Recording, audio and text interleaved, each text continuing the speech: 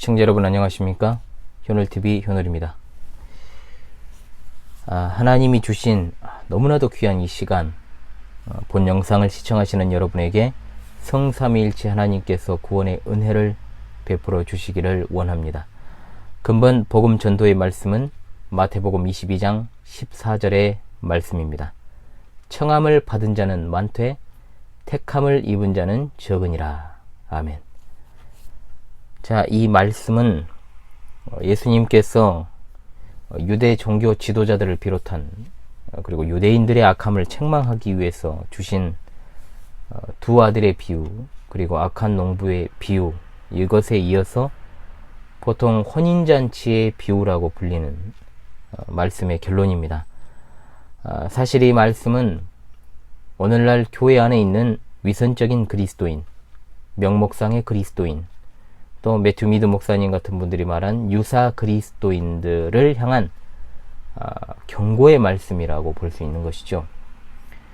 예수님 당시의 유대 종교 지도자들 그리고 대다수의 유대인들은 자신들의 외적인 신앙의 간판만을 자랑을 했고, 정작 하나님의 말씀의 뜻에는 불순종해서 하나님이 보내신 선지자들을 핍박하고 또 죽이고, 또 무엇보다도 계시의 완성이 되시는 예수 그리스도를 거부하여 그들이 가진 신앙이 그야말로 껍데기 신앙이었고 위선적인 신앙이며 빛 좋은 게살구와 같은 것이다 라는 사실을 보여주었습니다.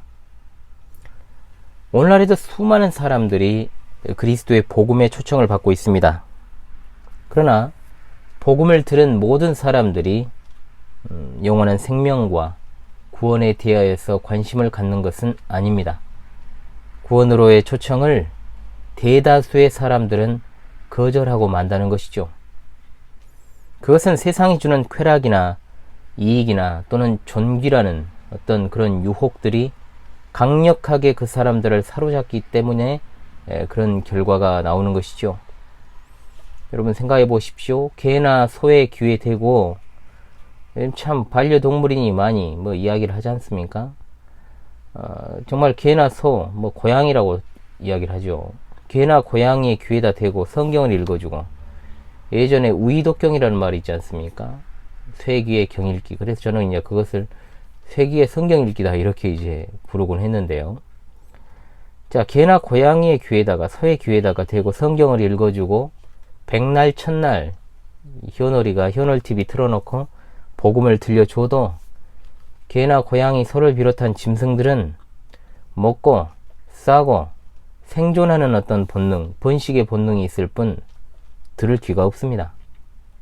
그런데 사실 복음을 들어도 반응하지 않는 사람들은 짐승과 다를 바가 없다는 것이죠. 그럼 과연 이것이 교회 밖에 있는 사람들만의 문제인가? 그것은 아니라는 겁니다. 교회에 소속되어서 신앙을 고백한다는 사람들 중에도 회개하지 않는 자, 믿음이 없는 자를 허다하게 발견하게 됩니다. 분명히 교회에서 은혜의 수단인 말씀과 성례전과 기도를 통한 은혜 아래에 거하고는 있지만 실제적으로 영원한 생명과 구원에 대한 관심이 전혀 없다는 것이죠. 구원의 필요성에 대해 크게 자각하지 않습니다. 예수 그리스도와 그분의 생애와 사역에도 별 관심이 없습니다. 설교를 들어도 자신에게 적용을 하지 않습니다. 하나님의 말씀에 관심이 없기 때문에 그 시간에 딴 생각을 하거나 힐끗힐끗 스마트폰을 쳐다보거나 또는 심지어 게임을 하거나 또 자신의 스케줄 표를 갖다가 정리하기도 하고 주보에 그림을 그리는 소일거리를 하기도 합니다. 조는 것은 물론이고 깊은 수면에 빠져드는 사람들도 있습니다. 즉 청함을 받은 자, 그리스도를 통한 영원한 생명을 얻는 구원의 도를 전해 듣거나 또 전해받는 자리라고 할 수 있는 교회에 몸은 소속이 되어 있지만, 그렇게 소속이 되어 있는 자는 많이 있지만 택함을 입은 자, 즉 창세전에 하나님께서 예정하신 자들로서 성령 하나님의 유효한 부르심을 받아 구원에 이르는 특별한 은혜에 참여하는 사람들은 적다라는 겁니다. 택함을 입은 자들에게 임한 은혜는 눈에 선명하게 드러납니다. 분명하게 회개하는 모습, 설교 시간에 말씀을 받아 확신하는 살아있는 눈빛, 죄에서 떠나려는 몸부림, 실제로 그거로부터 떠나는 증거들이 나타나게 된다는 것이죠. 영원한 생명과 구원이라고 하는 것이 얼마나 소중한 것인지를 깨닫고 하나님의 말씀을 갈급해하며 더욱더 그것이 채워지기를 갈망한 것이 바로 택함받은 성도의 특징이라는 거죠. 순종이라는 것은 마치 꼬리표처럼 이 택자들을 따라다닙니다. 사도행전에는 이런 현상이 극명하게 드러나는 사건이 기록되어 있습니다. 비시디아 안디옥에서 안식일에 바울과 바나바가 이제 복음을 전할 때 그곳에 온 시민이 거의 다 하나님의 말씀을 듣고자 모였다 그랬습니다. 그런데 유대인들은 그 무리를 보고 시기가 가득하여 바울이 전한 복음을 비방하고 반박했다라고 하였고, 그곳에 모인 이방인들은 듣고 기뻐하며 하나님의 말씀을 찬송하며 영생을 주시기로 작정된 자, 즉 이들이 택함을 입은 자들 아닙니까? 다 믿었다라고 분명히 말하고 있습니다. 얼마나 여러분 이것이 대조적인 모습입니까? 복음 전도가 유효하게 되는 것과 거절되는 경우를 뚜렷하게 보여주고 있는 가장 큰 성경의 증거라고 할 수 있지요. 복음을 정확하게 전한다면 이런 두 가지의 경우가 반드시 나타나게 되어 있고, 복음을 애매모호하게 적당하게 선명하지 않게 두루뭉술하게 양념을 첨가하거나 또는 부담되는 것을 빼버리고 전했을 때는 유효한 부르심의 역사와 거절의 어떤 경우가 잘 구분이 되지 않는다는 겁니다. 은혜라는 것, 즉 받을 자격이 없는 자에게 베풀어 주시는 하나님의 선물을 받은 자로서의 모습이 삶에서 잘 나타나질 않습니다.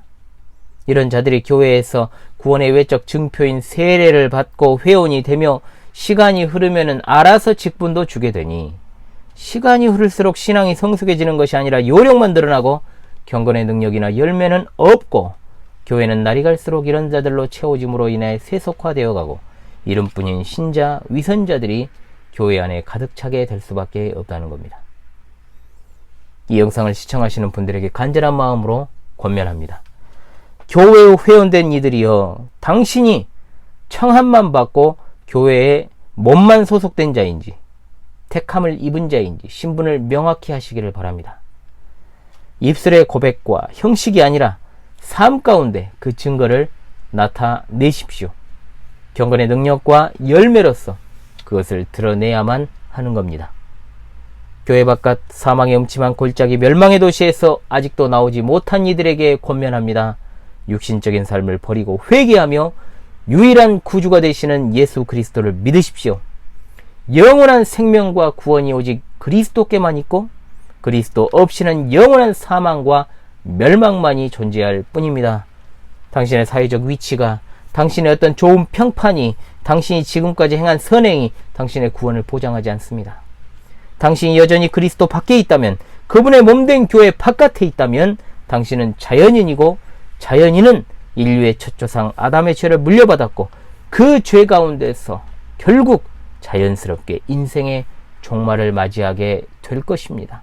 소망 없이 정체 없이 떠는 나그네의 삶을 버려버리고 멸망의 도시를 뒤로 한 채 하나님이 택하신 자들에게만 예비된 생명, 영원한 생명의 길로 나아가시기를 바랍니다.